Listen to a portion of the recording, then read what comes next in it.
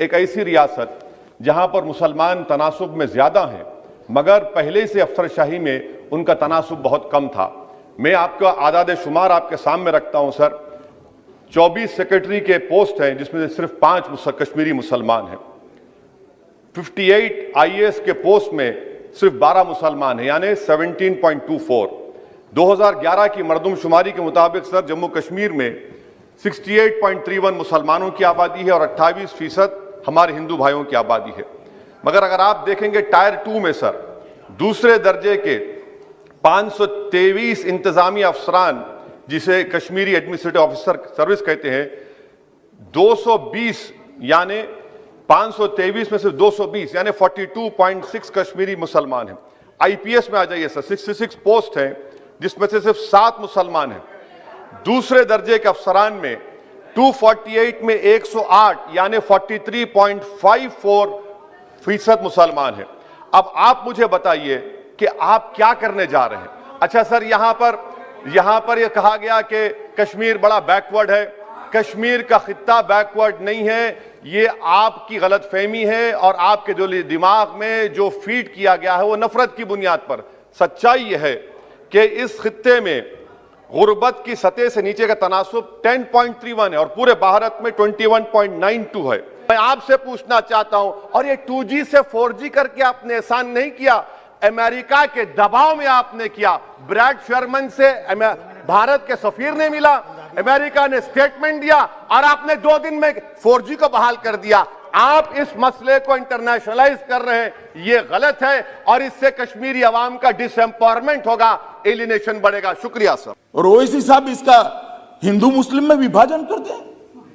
भाई आपके मन में सब चीज हिंदू मुस्लिम है, मैं तो समझता हूं ओवैसी जी आपको, मगर आप देश के अफसरान को भी हिंदू मुस्लिम में डिवाइड कर दे।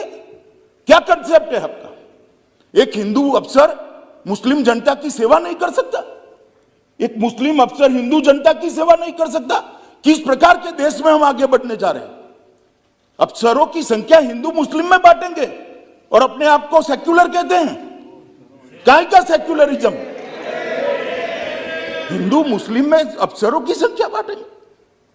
इस तरह से तो मान्यवर कश्मीर के अंदर शांति नहीं होगी, ज्यादा चिंता होगी, ज्यादा उचाट होगी, संशय बढ़ेंगे। मेरा सभी से निवेदन है कि इस तरह से नहीं करना चाहिए। अभी उन्होंने एक और निवेदन कर दिया मान्यवर कि 2G से 4G विदेशियों के दबाव में किया है। ओवैसी साहब को मालूम नहीं है, जिसका वो समर्थन करते थे वो यूपीए की सरकार चली गई है। ये नरेंद्र मोदी की भारतीय जनता पार्टी की सरकार है। इस देश के फैसले ये देश करता है, इस देश के फैसले इस देश की संसद करती है। कोई हम पर दबाव नहीं कर सकता और हमने उसको इसलिए रिस्ट्रिक्ट किया था मान्यवर कि कुछ समझने के लिए समय चाहिए था। अफवाहें न फैलाई जाए इसके लिए एक समय चाहिए था। और आप हमें पूछ रहे हो भाई अधीर रंजन जी 2G और 4G, आपने तो मोबाइल ही बंद कर दिए थे और 20 साल तक बंद कर दिए थे। वाजपेयी जी की सरकार ने आकर 2G 4G छोड़ो, मोबाइल सर्विस ही बंद कर दी थी। कहां गए थे उस वक्त सारे अधिकार? मैं आपको पूछना चाहता हूं मान्यवर आपके माध्यम से, कहां गए थे सारे अधिकार? जब विपक्ष में बैठते हैं तब अपने समय में क्या किया था वो भी तो थोड़ा याद रखना चाहिए, वरना फिर सुननी पड़ेगी।